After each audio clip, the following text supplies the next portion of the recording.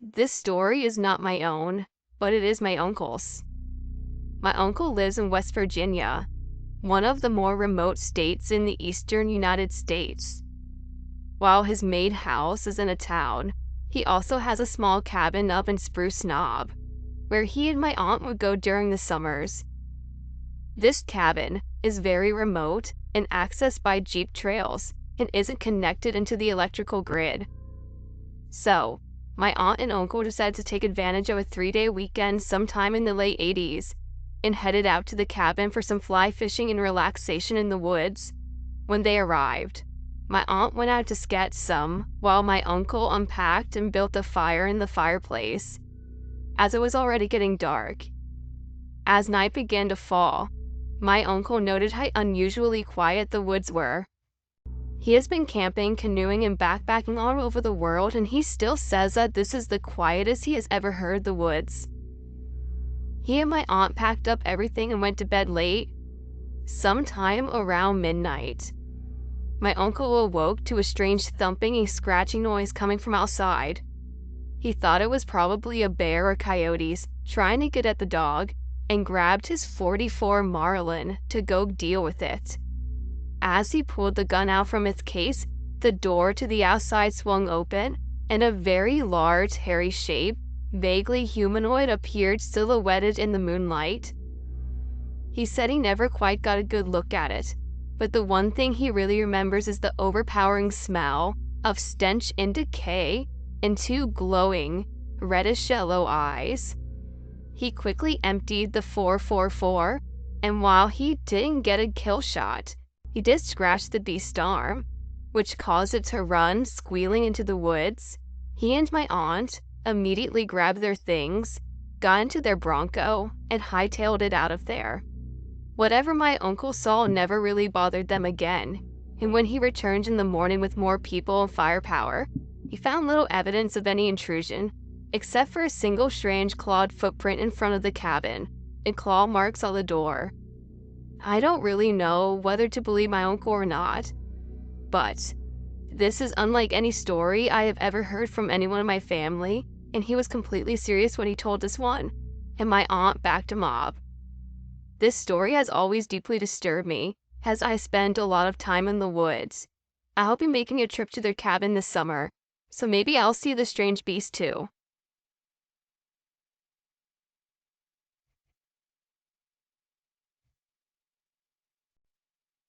Let's keep going. My name is Lucas, and I'm 16. I live in Pennsylvania near the Appalachian Mountain Range. As a kid growing up, we would always go to my uncle's cabin in the mountains that we also hunted at. There's a long driveway leading up to the cabin, and a big parking area with a spotlight looking down on it. It was in late November, and the night before the first day of whitetail buck season, so we had our regular get-together at the cabin. There was a lot of drinking going on, so I kind of distanced myself from all of it and went outside to take a smoke break. As I walked outside, I will never forget the sound I heard. It was a mix between an animal in distress and almost a creepy laugh. I'm easily scared and quickly went back inside. After a while, the others went to sleep, and it was just me still awake. I suffer from insomnia, and my mind races all night. I was thinking about something random when all of a sudden I heard the same noise I had heard before, and was very disturbed. I eventually fell asleep and woke up the next morning ready to go hunting. We got done and I had forgotten all about it. So night comes, and once again the older people I was with were slamming beers, so I just played on my phone. One of the guys eventually went out for a smoke break, and didn't come back for a while, maybe 10 or 15 minutes, so my dad told me to go check on him. As I walked outside, I saw him, standing next to my dad's car, and yelled, "Hey, we were wondering where you went off to." But then I nearly shit a brick, as I heard a voice behind me say, "Oh, I'm sorry, I was looking for my playing cards in my truck." I turned around to see him walking towards me, and as I looked back at my dad's car, there was no one. I didn't want to look like an idiot in front of anyone else, so I mentioned it only to my dad. He told me I must have seen the shadow of a tree or something. He's a Christian and refuses to believe in that kind of thing. So the next morning, we hear a shot ring out, and come to find my uncle has shot a deer. We help him collect it and clean it, hang it up and butcher it. Then they all celebrated by drinking more beer, and I was once again left out. It was around 4 p.m. now, so we were about to eat the deer my uncle had shot, when my uncle said something. He said, "That's funny." I could have sworn I put the chops over the grill to cook, but he shook it off as being a coyote or something. So we ate our supper, and once again, it was time for bed. Again, I couldn't sleep, so I sat up on my phone and played games. I forgot to mention that whenever my uncle shoots a deer, he throws all the guts into a pit we call the feeding trough, as there are a lot of coyotes in the area. Just a way of giving back to the wildlife, I guess. Anyway, I was laying up in bed when I heard that same noise again. It sounded farther away, and I wasn't worried about going and taking a look outside to maybe try and put an image to this creepy noise I was hearing. So I looked out the front door and I saw it. It was on all fours, eating guts out of the feeding trough. I thought it was a coyote at first, but it then stood up. It was looking straight at me. I couldn't see its face, but I could see shadows coming from the top of its head, which I perceived to be horns.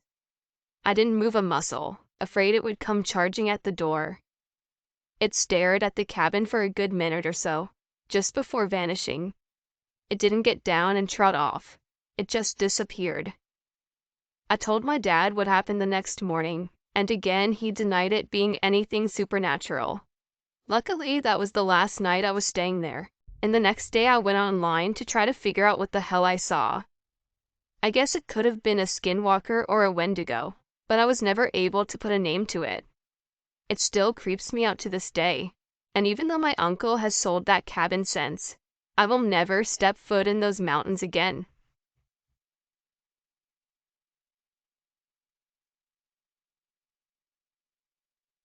Like up here.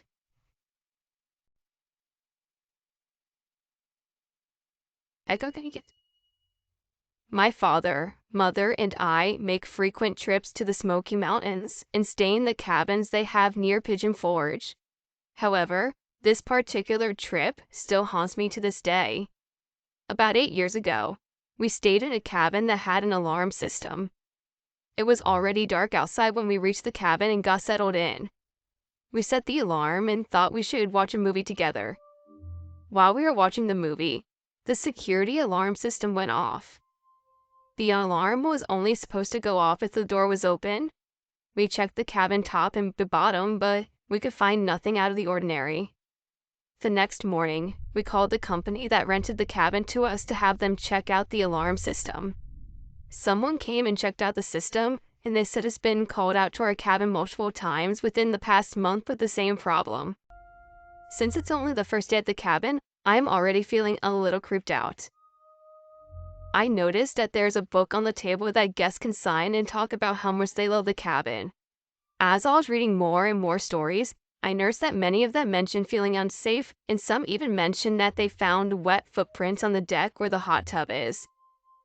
I told my family about these stories, and they told me they were just trying to tell scary stories and get our other guests spooked. I agree with her and go about our day. The same night, we go to bed like normal. My father slept in the basement of the cabin. I slept on the main floor beside the kitchen, and my mother slept on the top floor. My dad snores so loud that we all sleep far away from each other, including my mom. It was about 2 a.m. in the morning when I am woken up by the fridge door closing. I looked at the bright light from the fridge that was pouring into my room from the crack underneath my closed bedroom door. I noticed that flat light would come and go as the fridge door seemed to continue to open and close. I assumed it was one of my parents leaning on the fridge trying to decide what they wanted to eat for a late night snack. However, I felt weird and didn't even consider to get out of bed to join them on the snack. The fridge light disappeared slowly and I heard footsteps walk away from out of my room into the direction of my mom's room. The footsteps seemed to stop for a second, then start the trip up the stairs. All of a sudden they stopped. I assumed that it was my mother and she made it to her room, so I fell back asleep. Next morning, I wake up and go directly to our mom and ask if she decided to eat a late night snack. She looked at me and asked, "What?" I told her that I thought she was at the fridge last night opening and closing the fridge because I heard her go back upstairs after a while, maybe around 2 a.m. She looked at me and said, I thought that was you. At this time in my life, I was known to sleepwalk every now and then. I saw you standing at the top of the stairs last night around that time. I assumed you were sleepwalking because you looked at me and went back downstairs. So at this point, I started to freak out because I wasn't up at the top of the stairs. The rest of the trip, I slept with my mother on the very top floor. I didn't experience anything else the rest of the trip and never saw anything else, but I never went anywhere alone. A couple of months go by after our trip and my dad tells me he was looking to rent another cabin for a trip. We went to go look at the cabin that we rented the last time and found that cabin has been closed and is no longer available to rent. Out of curiosity, he did some research to find out that many guests experienced something in that cabin.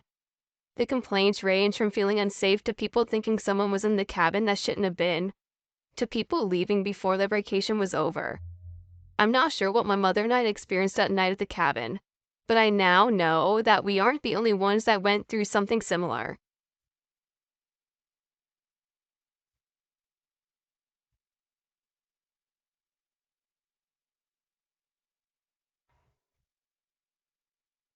My friends and I rented a cabin in the mountains of Puerto Rico. There was myself and another girl, Abby, then 4 guys, my brother Steve, Abby's brother Dave, and our two boyfriends Danny and Carl. The cabin belonged to a family friend of Carl's. So we arrived and everything is stocked up. Fridge is full and the cupboards are too. We straight away dump our stuff in the hallway, not even bothering to check the rooms and grab a beer. It had been a long trip and we wanted to relax and unwind first. We even started the fire. After dinner, we all went outside to look at the stars for some time. I seriously couldn't get over how clear and beautiful it was outside. It looked like we were the only cabin who was occupied. Through the tall trees, we could see another cabin, but it didn't have their lights on, so it must have just been empty. We get back inside and open some more beer and start to play cards. We were all laughing and having a great time when Carl told us to be quiet and held his hand out. "Whatever, dude, no one likes a sore loser," Dave taunted. Carl responded that he's being serious and told us to be quiet again. We could hear what sounded like hooves on the roof. It sounded like someone was making a massive stride, walking back and forth. It must be some animal. With our cabin being the only one with heat and lights, maybe that has attracted some animals, I suggest while shrugging and sipping my beer. Abby shrieks, "Oh my god, what if it's a bear? Can a bear get up there?" We all moan and roll our eyes. The guys are trying to act tough and said they will all go outside and try to scare whatever it is away. Abby and I are just left there warming ourselves by the fire. Not even 2 minutes later, they called us to come outside to show us that nothing was on the roof. We even stepped back a couple of feet to get clear view of the roof, and they were right. Nothing was on it. I laughed at Abby, saying that a flying bear was the culprit, and turned to go back inside. Danny stopped me by putting his hand above the door. "Danny, what the fuck?" He cut me off mid-sentence. He was standing with his arm above the door, staring into the trees. Everyone else was standing still, frozen and looking in the direction that Danny was. I followed his gaze. In the tree, right near the clearing of the cabin, I could make out 2 men. They looked like they had hooves on their lower feet, and they were squatting, holding onto the branches. I thought this was the way the trees were designed at first. It was very, very dark, and our eyes were playing tricks on us, and seeing things that aren't really there. I focused in on them again. The one closest to us moved its arm to get a better grip on the branch above its head, and they continued to stare at us. We were all running inside the cabin in a matter of seconds. We double-locked the door and even pushed the bookshelves and sofa up against it. I quickly turned the only light we had on off, and the warm glow of the fire reflecting our terrified faces. We sat by it and discussed exactly what everyone saw. We all described the same beings. We honestly had beer, vodka, and took to eating breakfast cereal out of the box as we were too scared to head to bed just yet with those things outside. Thank God we didn't open it earlier in the day. We listened to the scratching banging on the front door for most of the night. The scratching echoed from the kitchen and the hallway, then immediately would start at the front door straight after. The sounds on the roof came back too. I don't think anyone slept that night. In the morning, we all got the hell out of there. We took to staying in a really shitty rundown 2-star motel, but anything was better than that cabin.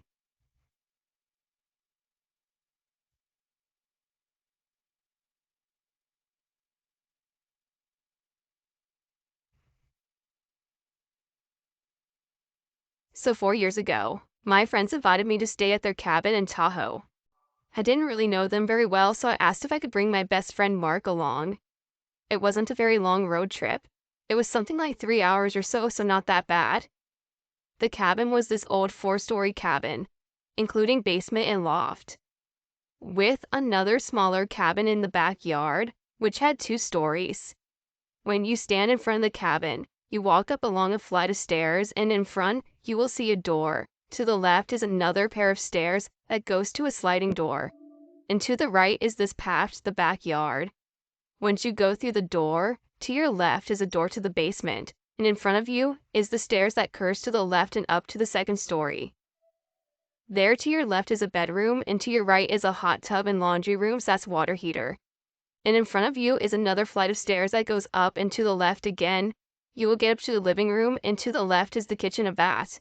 Halfway to the kitchen, to the left of that is a stair to the loft, where we slept. Now on to the story. First Nada asked my friend Jake, who invited me, "Dude, this cabin is freaking scary. What if this place is haunted or something?" He replied with, "I'm pretty sure it's not. No one ever died in it, and my grandpa, who built it, doesn't have any record of any deaths or anything like that." Something in that conversation must have triggered something, cause I wouldn't be sharing this story if I hadn't. Fast forward to the next day, before breakfast. Everyone decided to go to the other cabin. Let me give you the layout before I go on. If you're facing the cabin on the ground, there's a storage area right in front of you. To the left is a flight of stairs you go up those, to the right is another flight which finishes the walk to the cabin. At the end of those stairs is a deck to then the cabin. The cabin has 5 rooms and a balcony on the 2nd story. If you walk in, there is the entryway. The next room is emptiness with stairs. To the left you go up to that, and if you go to the front there are 2 small rooms. To the left and right, and up the stairs is a big space, and into the right of the stairs about 12 feet away is the door to the balcony. And that's pretty much the reason we were up there, was for a tour. Fast forward to breakfast. Mark and I finished early, washed our plates, and grabbed the keys for the 2nd cabin, and went up and waited for everyone else to finish. We walked up the stairs to the cabin, and Mark unlocked the door, and we walked in. Once we got on the floor, we noticed that the window has left open. Mark went and shut it, and went to the balcony straight across from the window, and closed the door behind us. We just sat there for 15 minutes, just talking, and we got bored and realized they weren't coming. We turned around and tried the door. It was locked from the inside. Now we thought this was a self-locked door, so we thought we were idiots for closing it. So it was just us, locked out, freaking out, and we forgot about the keys in Mark's pockets. Then we were suddenly of the realization of the keys. Mark took the key, unlocked the door, and we saw the window. The window was open again. We just shrugged it off as us being forgetful. I closed the window, and we started for the cabin. 4 steps down from the outside stairs, we realized we left the door open.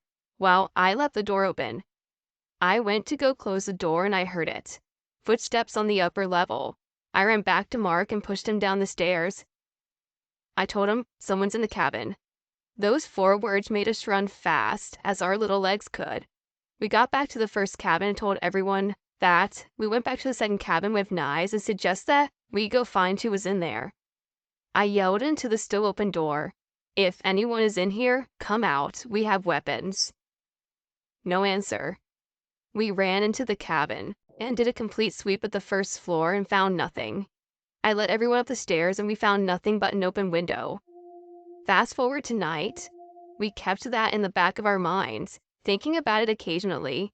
Right before dinner, we made up this game plan where we were going to go put our freaking sheets over our heads, and hide to scare the ghost hunters who were coming down to the second-story bedroom and find the ghost without getting caught.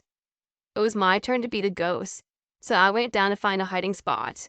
When I saw it, floating or gliding past a window that no person could reach without being at least 20 feet tall, a pale white face. It went in front of the window, just minding its own business.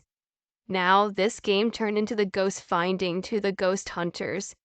I ran up the stairs from the living room. When I put a pillow thrown by one of my other friends, it hit a chandelier and made us end the game early.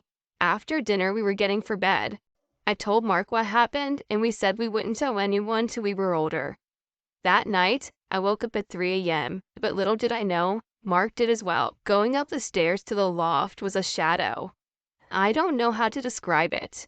It was blacker than black, like a solid black mass, just walking up the stairs. That morning, I told Mark about the incident, and what he said made me feel less crazy. He said, yeah, at like 3 a.m. I heard someone walking up the stairs. Then I just fell asleep thinking it was one of you guys. That was the day we left.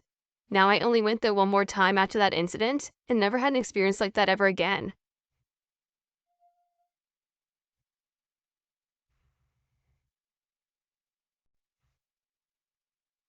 Door? I was up near Antelope Lake, California, exploring this old mining town known as Lucky S, with my girlfriend and her parents. So there were only 4 of us total. Lucky S is out in the middle of nowhere on this seemingly endless fire road. Then it just appears in the forest and you suddenly find yourself between at least 4 cabins in different stages of collapsing. When we got there, it was in the middle of the day, no later than 2 p.m. with clear skies. Knowing I was going into the buildings that may or may not be haunted, I wanted to capture anything and everything I could. So I brought my Nikon to take a few pictures and strapped a GoPro Hero 4 in my head to shoot 4K video. Little did I know, this would pay off within the next hour. We explored 4 or 5 cabins, ate some food, and then walked about a quarter mile further up the road to the second half of this rundown town. While my girlfriend's dad was examining some old piece of large machinery and explaining how it used to work, I walked off alone to check out the next cabin. There were no steps leading up to this one, so the easiest way to inside of the structure was to either get a running start or jump in or pull yourself up by grabbing onto either side of the doorway. I elected for the run and jump version and totally ripped my shorts down the leg. My favorite shorts. Anyway, and I'm in this rundown cabin, and I take a shot of my girlfriend and her parents outside of the other building. I turn and take shots at the holes in the roof and of the cabin that I'm in. Then I hear an odd noise, like one of them is shuffling debris just outside the doorway. So I stop and stand still, listening. Then I hear an obviously loud knock coming from the doorway. I'm like, what? So I quickly turn around and see all 3 of the people I'm with still outside the structure across the way. So I turn back towards the other end of the cabin and just stare towards the doorway. Seconds later, there's more shuffling, followed by 3 obvious footsteps. The first one is the loudest, I think, because of how you have to enter the building. You can't just step in. You have to either pull yourself up or jump, so there's always quite a bit of noise. So these 3 footsteps sound like they walk right towards me and then stop. I stand there for a few more seconds, and then slowly walk towards the doorway. After that, I never heard anything again. It was my first and only experience like this. I wasn't alone and it was in the middle of the day. It was outside and it was very sunny and bright out. So I guess it was like the least scary way to experience this.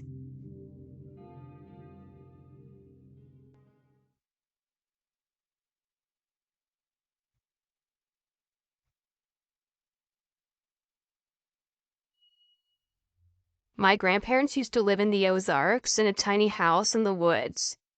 I loved it there. Being from West Texas, it was always nice to resort to a place with trees. After a year or 2 of living in the house, my grandparents decided to renovate to make it look more like a logged cabin. I had always felt something really unsettling about the house and warned them to be careful because renovating the house can stir up unpleased spirits. They went ahead with the renovations. gorgeous woodwork on the house with 2 gorgeous decks looking out to the mountains, and an entire new living area in the basement. It was gorgeous and I was very excited to stay and know where we were that whole summer. When I arrived, the atmosphere was tense. It felt angry, even though my grandparents were always very welcoming. It was quite strange. I got an official tour and for the most part the interior was the same. Then we went to the basement. I was overwhelmed with fear. I was hesitant to go down alone, and when I would, I could never stay for long. I always slept upstairs and never felt safe down there. One day, I was making my way down the stairs to get some laundry which was located across from the basement. I had only taken about 3 steps down when I suddenly felt cold and couldn't move. I felt petrified. It wasn't too long before I felt a force in my back, and the next thing I knew I was sliding down the stairs. Still so petrified that I couldn't even scream. It was a silent fall. When I could move again, I rushed for my clothes and ran back up the stairs and didn't go back down for a few days. A week or so went by. It was July 3rd and it was storming all day, but it was pretty warm outside. My grandparents had left for a party down the street and I decided to stay out and hold the fort, all alone by myself. I was upstairs in the big open loft on their computer, just killing some time.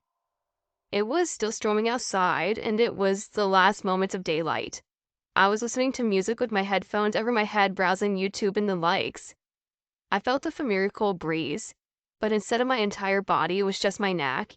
Instead of being extended cold, it was brief, as if someone was blowing on it. I was not moving. I was too scared to even breathe, and as I stated, I was still, with my headphones on. They flew off my head with such force and hit my computer screen in front of me. I screamed, I ran, I panicked. I tried turning on the TV, but all it was doing this really loud, startling static. It's still in the way I can explain it. I tried turning it off, but it wouldn't. I tried to calm my nerves, and I looked at the painting of a medal my grandparents had hanging by the TV. And then I saw it. I saw a man with the most sinister evil face I'd ever seen, with empty white eyes that I still feel so much fear. I ran outside into the rain, shoeless and terrified. I walked to the house where my grandparents were, never explaining what happened.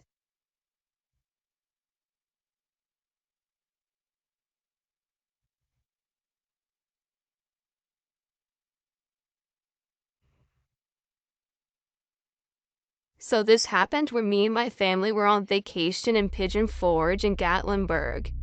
I was in high school at the time. We stayed in a 2-story, 2-bedroom cabin in the mountainous wooded area. On the trip were me, my parents, my sister, and my grandfather, who was recently diagnosed with dementia. The upstairs part of the cabin contained a bedroom and a kitchen and living room, with narrow stairs leading down to a room with a pool table and a couch, and then the master bedroom. My parents slept in the master bedroom, of course. I slept on the couch in the living room, and on the master bedroom was my grandfather.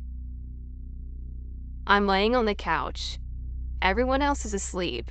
I'm playing my Game Boy, which has the volume turned all the way down, when I start hearing mumbling come from across the room.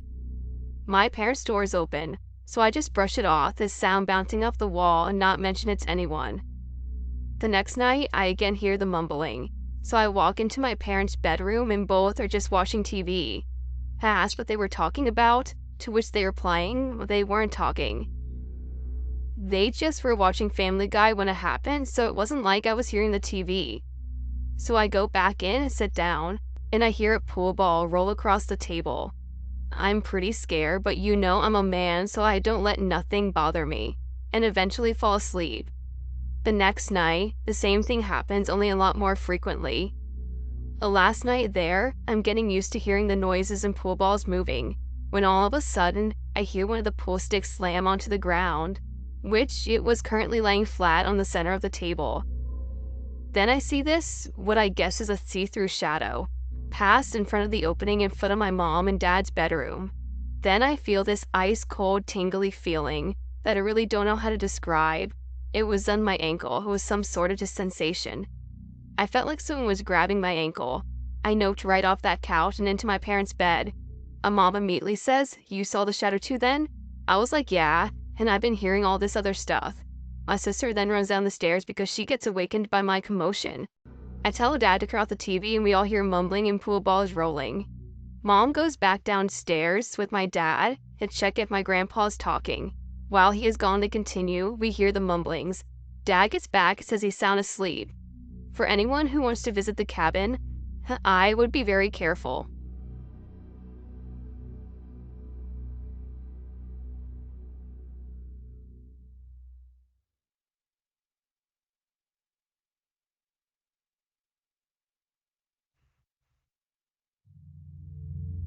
When I was younger, 11 or 12, I was in Boy Scouts and signed up for the Klondike Derby and had to go to a training run through the weekend before. We were supposed to bring one parent, so obviously I chose my father. Everyone else did as well. The first night, well, after everyone had fallen asleep, I sat right up in my bunk. I was on the top bunk with my father on the bunk beneath me. After sitting still for a minute, I turned around at the end of the farthest table in the cabin. Picture a long cabin with bunks on each side and tables in the middle, maybe 3 or 4. I saw a man sitting. I asked him why he was awake and he didn't respond. I got a bed and slowly, as not to wake anyone, and went over to see if he fell asleep sitting up. When I arrived and touched his shoulder, he just vanished. I turned around to face my bunk and there he was, standing still directly beside my bunk. I ran over and hopped into bed as fast as humanly possible. How absurd, right? Run towards the man. Upon getting in my bed, I vomited over the edge about 3 or 4 times, wiped my mouth, and then fell back asleep. When I was awoken by my father the next morning, he said he wanted to make some breakfast with me before anyone got up so we could fill up. I asked him if he was the one who cleaned up my throw up and he told me he didn't see any when we came in, when he got up to sleep in his truck because of some guy snoring. To this day, I still don't get it. The man clearly had a beard and black coat on and a hat on. I'll never forget it.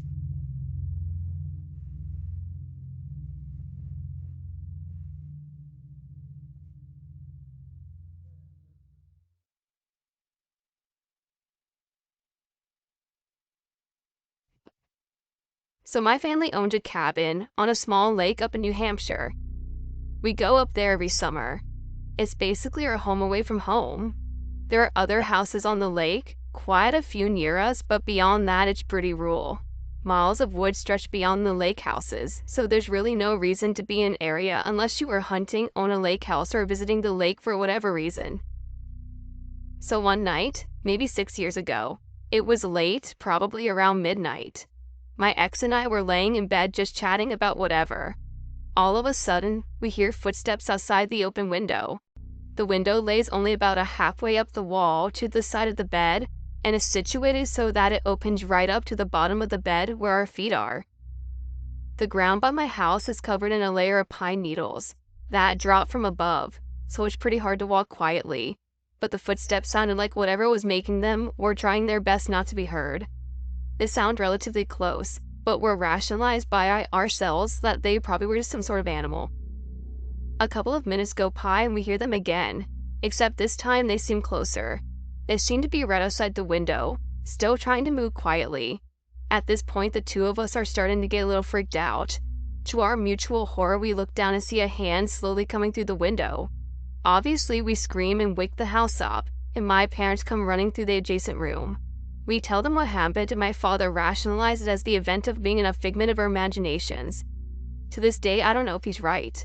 The weird thing is that both me and my ex saw the same thing, so how could it be our imaginations? To this day, I feel uneasy staying in that room, and I always make sure to shut the window before I go to bed.